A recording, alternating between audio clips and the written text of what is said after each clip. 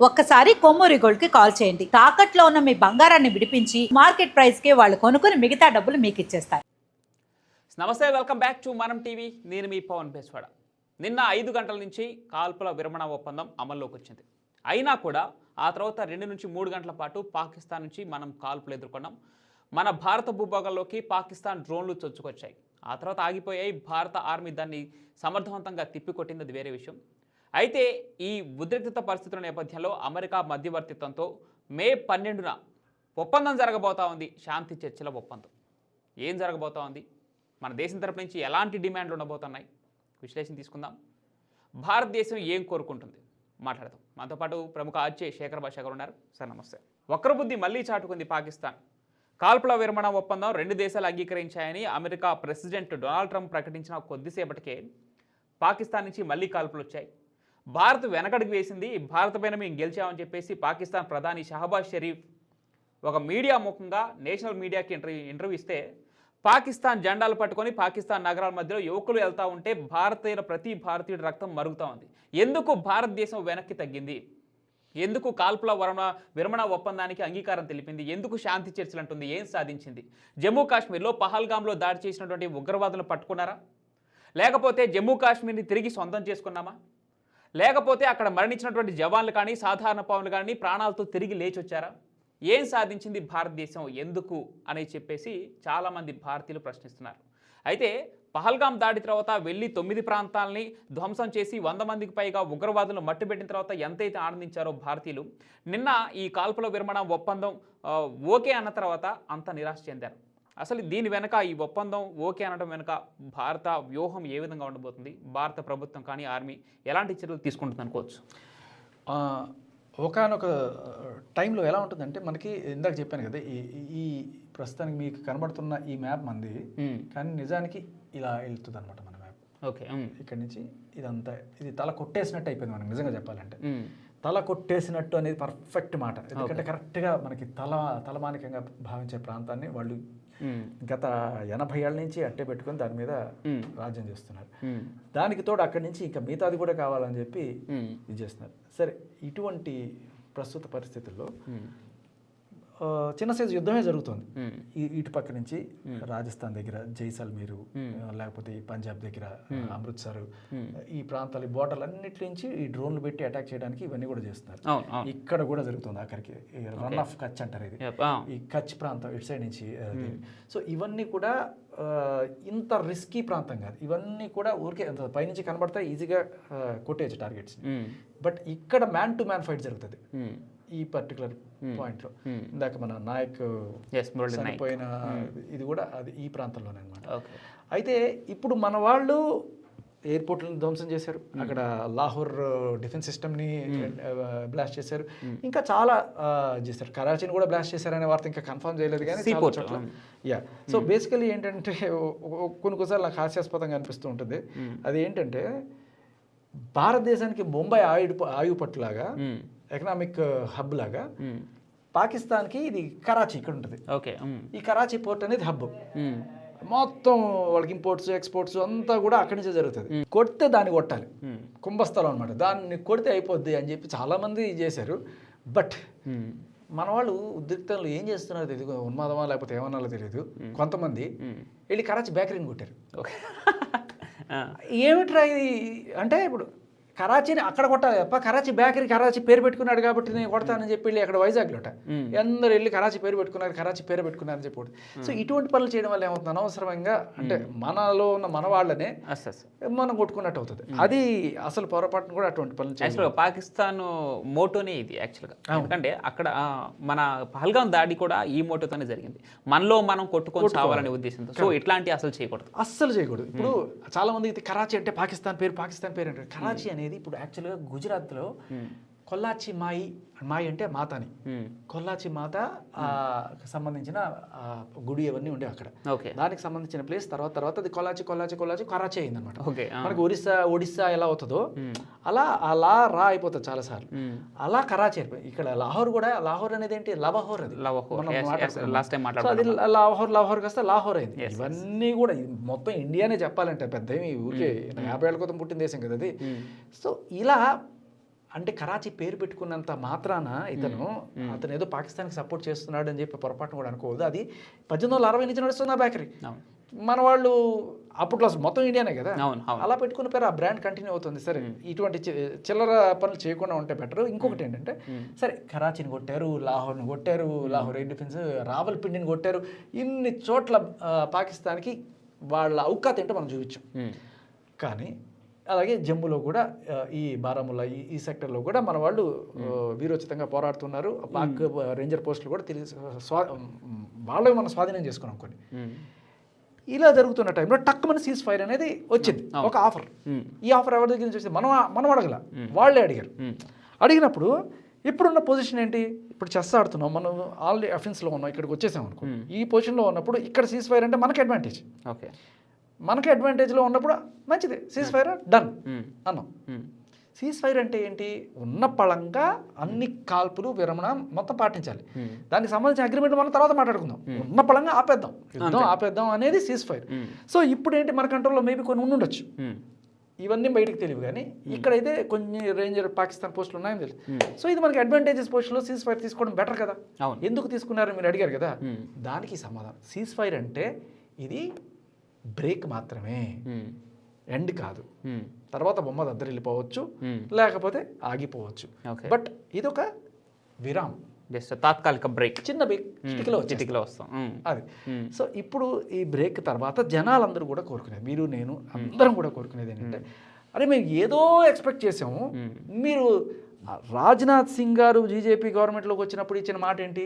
పీఓకేని మనం తిరిగి స్వాధీనం చేసుకుంటాం. ఓకే భయ్యా, మీరు పీఓకేని స్వాధీనం చేసుకుంటామని చెప్పే మాట ఊరికే ఉత్తి మాట కాదు, నిజం చేసే అవకాశం, గోల్డెన్ ఆపర్చునిటీ ఇది. ఓకే, పాకిస్తాన్ వాళ్ళ అగ్రెషన్తో వచ్చినప్పుడు మనం ఆల్మోస్ట్ ఆక్రమించే స్టేజ్లో ఉన్నప్పుడు ఈ గోల్డెన్ ఆపర్చునిటీని మీరు మిస్ చేయకండి. ఒకవేళ కనుక ఇప్పుడు కాకపోతే మిస్ అయింది అనుకుంటే ఖచ్చితంగా. అండ్ ఇంకొకటి ఏంటంటే, ఇది కరెక్ట్ టైం కూడా. పాకిస్తాన్ ఆల్ టైమ్ వీకెస్ట్ స్టేజ్లో ఉంది ఇప్పుడు.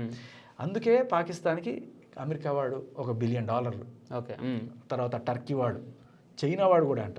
సో ఇలా రకరకాలుగా వాళ్ళకి ఆర్థిక సాయం మెల్లగా అందడం మొదలవుతుంది. ఇప్పుడు ఏం చేస్తాడు వీడి ఆర్థిక సాయం అందితే? వాడు డ్యాములు కడతాడా, పిల్లలకి చదువులు చెప్పిస్తాడా? ఏమీ లేదు, ఆయుధాలు కొంటాడు. సో ఈ ఆయుధాలు ఎక్కడి నుంచి కొంటాడు? మళ్ళీ అమెరికా నుంచే కొంటాడు. ఓకే, సో ఎవరికి లాభం? అమెరికా వాడే డబ్బులు ఇచ్చి అమెరికా వాడే అమెరికా కనిపిస్తే వాడికి ఏంటి లాభం అంటే, మనకు ఒక బ్యాంక్ కూడా ఉన్నాడు అనుకో, భయ్యా మీరు అప్పు తీసుకోండి, మీరు ఇల్లు కొనుక్కోండి, మీరు కారు కొనుక్కోండి అంటాడు కదా. సిమిలర్లీ అమెరికా వాడు ఏం చేస్తున్నాడు? భయ్యా మీకు $1 బిలియన్. IMF అంటే బేసికలీ పైకి ఇంటర్నేషనల్ మానిటరీ ఫండ్, కానీ వెనకాల అంతా అమెరికానే నడిపిస్తూ ఉంటుంది. సో ఒక $1 బిలియన్, మొత్తం 7 బిలియన్లు ఇవ్వాలంట. 7 బిలియన్లు అడిగారు వీళ్ళు, 1 బిలియన్ అయితే ఇచ్చారు. ఫస్ట్ దానికి మీరు కొనే తీరుని బట్టి మేము మిమ్మల్ని ఎంకరేజ్ చేస్తాం. అంటే ఇప్పుడు మీరు బాగా బాంబులు గింబులు మా దగ్గర కొన్నాను అనుకోండి, F-16 లేకపోతే కొన్నాను అనుకోండి, శబాష్ వీడు బాగా కొన్నాడు మన దగ్గర, ఇంకో $1 బిలియన్ తీసుకోండి, అప్పు తీసుకోండి. వీడు తీరుస్తాడో లేదో తెలియదు. తీర్చకపోతే ఇదిగో ఇప్పుడు చైనా వాడు ఇచ్చిన దానికి వాడు ఏం చేసుకున్నాడు, అక్కడ ఒక ప్రాంతాన్ని వాడికి సీడెడ్ చేసేసాడు.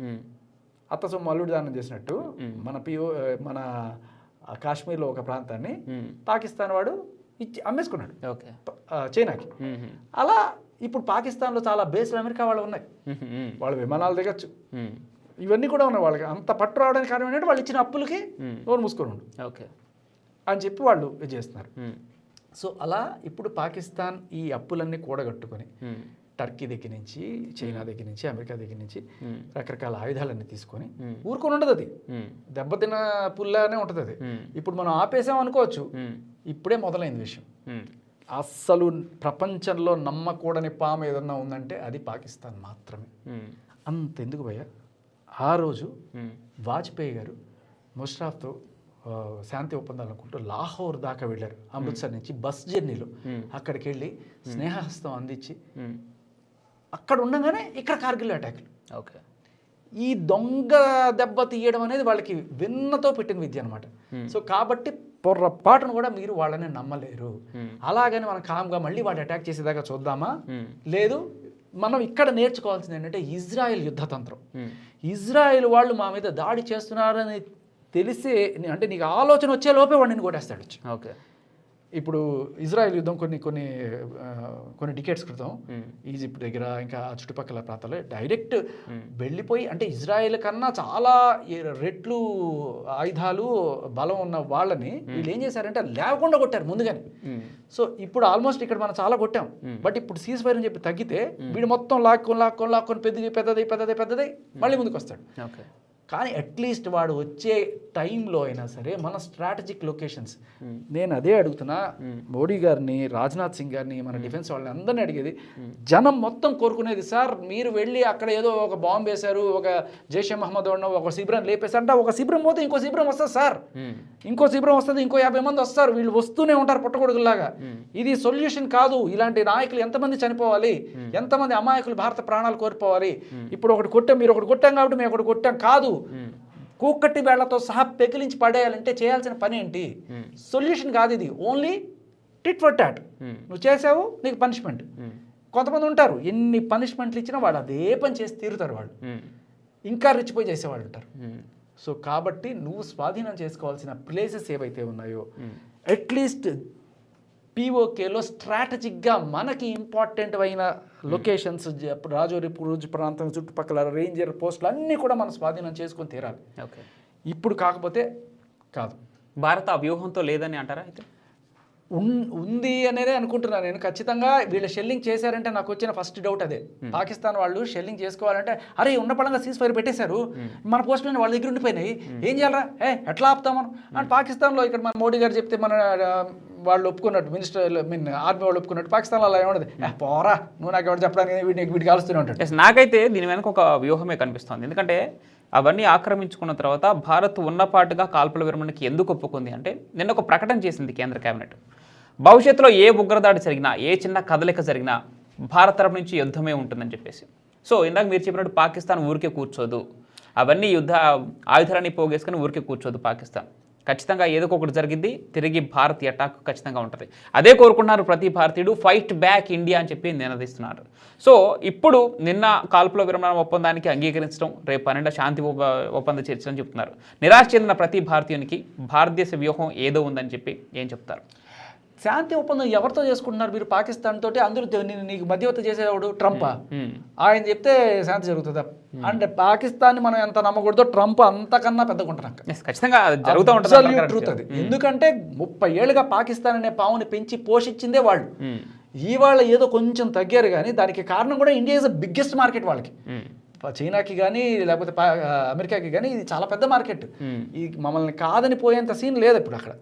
సో ఇప్పుడు మనం నిజంగా మన పక్షాన నిలిచే వాళ్ళు ఎవరైనా ఉన్నారంటే అది అమెరికా కాదు, మనం గుర్తుపెట్టుకోవాల్సింది Israel is the one. Russia కన్నా కూడా చెప్తున్నాను కదా, ఇజ్రాయెల్ వాళ్ళ తంత్రము, వాళ్ళ సపోర్ట్ మనం తీసుకుంటే, ఇప్పుడు టర్కీ వాడు ఇప్పుడు తురుమన్నాడు, ఇజ్రాయెల్ వాడు అలా ఉన్నాడు, ప్రాణం పెట్టేస్తాడు మన కోసం. సో ఈవెన్ బంగ్లాదేశ్ కూడా ఈరోజు మనతో లేదు, పాకిస్తాన్కి సపోర్ట్ చేస్తూ ఉంది. మన దగ్గర నుంచి ఏర్పడిన దేశం, మనం సపోర్ట్ చేస్తే ఏర్పడిన దేశం, మనం జాతీయ గీతం ఇచ్చినటువంటి దేశం. 1971లో ఒక తూర్పు పాకిస్తాన్ని బంగ్లాదేశ్గా మలిస్తే ఈరోజు బంగ్లాదేశ్ నాగుపామే మనల్ని కరుస్తూ ఉంది. విషపామై, విషనాగై. అది నాగుపాం కాదు, పిల్లపాము. దాని గురించి ఎక్కువగా మనం చూసుకోలేము. అది బేసికలీ ఇప్పుడు నీకు ప్రాబ్లం చెప్తా బంగ్లాదేశ్ తోటి. బంగ్లాదేశ్ ఉన్న మెయిన్ ప్రాబ్లం ఏంటంటే this is a land locked country. నీకు ఇటు పక్క పోతే ఇండియా, ఇటు పక్క పోతే ఇండియా, ఇటు పక్క పోతే ఇండియా, ఎటు పోయినా ఇండియానే ఉంటుంది నీకు ఇక్కడ దాకా. ఇక్కడ మాత్రమే లైట్గా నీకు మ్యాన్మార్, మన ఇండియాని దాటి వాడు ఎక్కడికి పోలేడు, మొత్తం ల్యాండ్ లాక్డ్. కాబట్టి కుప్పిగంతులు వేస్తే తాట తీస్తామని తెలుసు వాళ్ళకి, వీళ్ళు చాలా కంట్రోల్లోనే ఉంటారు. కాకపోతే మనం ఏంటంటే కొంత ఫ్రెండ్లీనెస్ వల్ల వీళ్ళని పాకిస్తాన్తో ఉన్నంత స్ట్రాంగ్ బార్డర్ వేసుకోవాలి. దీనివల్ల చాలా ఇన్ఫిల్ట్రేషన్స్ జరుగుతుంటాయి. సో ఇంకోటి ఏంటంటే ఇక్కడ ఉండే వాళ్ళందరూ ఎక్కువ ముస్లిమ్స్ కాబట్టి వీళ్ళు ఏదో రకంగా నేపాల్కి వచ్చి, నేపాల్ నుంచి బంగ్లాదేశ్కి వచ్చి ఇక్కడ ఉండే వాళ్ళని కొంతమంది ప్రభావితం చేసి తర్వాత వీళ్ళతోటి మన ముస్లిం సోదరులు అక్కడ అన్నీ ఇదైపోతున్నారు, మన బాబ్రీ మసీద్ కొట్టేశారు, ఇలాంటివన్నీ రేపెట్టించి వీళ్లతో పని చేయించుకోవడానికి ట్రై చేస్తున్నారు. చూద్దాం ఇలా భవిష్యత్తులో ఏ యుద్ధ అంటే ఏ ఉగ్రవాద కదలిక వచ్చినా సరే మా తరపు నుంచి భారత్ దాని యుద్ధంగానే పరిగణిస్తుందని ప్రకటించినటువంటి కేంద్ర కేబినెట్, భారత ఆర్మీ నిన్న కాల్పుల విరమణ ఒప్పందానికంటే సీజ్ ఫైర్కి ఓకే చెప్పింది. దాంతోపాటు రేపు 12వ తారీఖున శాంతి ఒప్పంద చర్చలకు వెళ్తూ ఉంది. సార్ చూద్దాం భవిష్యత్తులో ఏం జరగబోతుంది. ఒక వ్యూహాత్మకంగానే భారత ప్రభుత్వం అడుగులు వేస్తుందని నమ్ముతాం. చూద్దాం. ఫైట్ బ్యాక్ ఇండియా అని నినదిస్తాం, ఖచ్చితంగా ఇద్దాం. Thank you.